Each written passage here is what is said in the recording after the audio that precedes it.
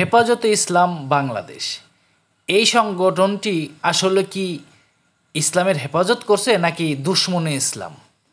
বাংলাদেশে ইসলামের কি হেফাজত করছে তারা? হেফাজতে ইসলামের নামে তারা বাংলাদেশে ইসলামের সবচেয়ে বেশি ক্ষতি করেছে।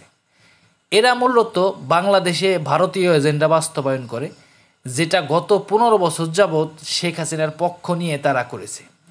আপনাদের সবারই মনে আছে সেই ৫ই মে গণহত্যা সারা দেশের মাদ্রাসা ছাত্র এবং সাধারণ মানুষদেরকে ঢাকা শহরে আনলো, আইনে সারা বিশ্বকে দেখাইলো যে এই দেখো দাড়ি টুপিওয়ালা লোকজনরা কি বিশৃঙ্খল উচ্ছৃঙ্খল, এরা সরকার পতন ঘটাইতে চায়, এরা দেশের ক্ষমতা নিতে চায়। তারপরে রাতের অন্ধকারে লাইট নিভিয়ে কিভাবে নৃশংসভাবে গণহত্যা চালালো তৎকালীন শেখ হাসিনা সরকার। তার কিছুদিন পরে হেফাজতের নেতারা সেই শেখ হাসিনার সাথেই একসাথে বসে শেখ হাসিনাকে কওমি জননী উপাধি দিল। বুঝতে পারছেন এদের মূল এজেন্ডা? এদের ভারতীয় এজেন্ডা বাস্তবায়ন করাই এদের মূল উদ্দেশ্য। ইসলাম এবং মুসলিমদেরকে কিভাবে ধ্বংস করা যায়, কিভাবে ঐক্যবদ্ধ না করা যায়, এটাই হলো এদের মূল কাজ। গত ১৫ বছর যাবৎ বাংলাদেশে যত আলেমদেরকে জেল জুলুম নির্যাতন করা হয়েছে, ফাঁসি দেওয়া হয়েছে, এই হেফাজত ইসলাম কি করেছে ওই সমস্ত আলেমদের পক্ষে? কিভাবে আপনার জসিমউদ্দিন রহমানি, রফিকুল ইসলাম মাদানী সহ কত মানুষদেরকে, কত আলেমদেরকে জেলে ঢুকাইছে, সেটা কি করছে?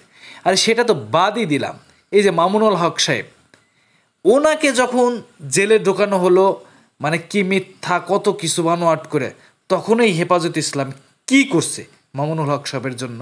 বলতে পারবেন কেউ? আজকে যখন মামুনুল হক সাহেব, চরমোনায়ের পীর সাহেবরা এবং জামায়াত ইসলামের নেতৃবৃন্দ মিলে বাংলাদেশে মুসলিমরা ইসলামকে একটা ক্ষমতায়ন করার চেষ্টা করতেছে, বা ক্ষমতায় সরাসরি না যাইতে পারলেও একটা পরিবেশ তৈরি করতেছে যাতে বাংলাদেশে আলেম ওলামাদেরকে যাতে তুচ্ছতাচ্ছিল্য করতে কেউ সহজে না পারে, সেই রকম একটা পরিবেশ করে সবাই যখন ঐক্যবদ্ধ হইতেছে, ঠিক তখনই আবির্ভাব হইল হেফাজতে ইসলাম নামের ভারতীয় এজেন্ডা সংগঠন। তারা কি বলতেছে? এই যে নুরুল ইসলাম অলিপুরি, সে দেখলাম আজকে বক্তব্য দিতেছে যে যাদের আকীদা ঠিক নাই তাদের সাথে কিভাবে ঐক্যবদ্ধ হওয়া যাবে, তাদের সাথে কোনোভাবেই ঐক্য হওয়া যাবে না। আরে ভাই, এই নুরুল ইসলাম অলিপুরি নিজের আকীদা ঠিক আছে, সে বলে আল্লাহ সর্বত্র বিরাজমান। আচ্ছা, আল্লাহ যদি সর্বত্র বিরাজমান হয় তাহলে মোহাম্মদ সাল্লাল্লাহু আলাইহি ওয়াসাল্লাম আরশে গেলেন কেন? এরকম আরও অসংখ্য বিষয় আছে যা আকীদা, কোরআন এবং হাদিসের সাথে একবারেই যায় না। সেই নুরুল ইসলাম অলিপুরি আজকে বলতেছে আকীদার জ্ঞান দিতেছে আমাদেরকে।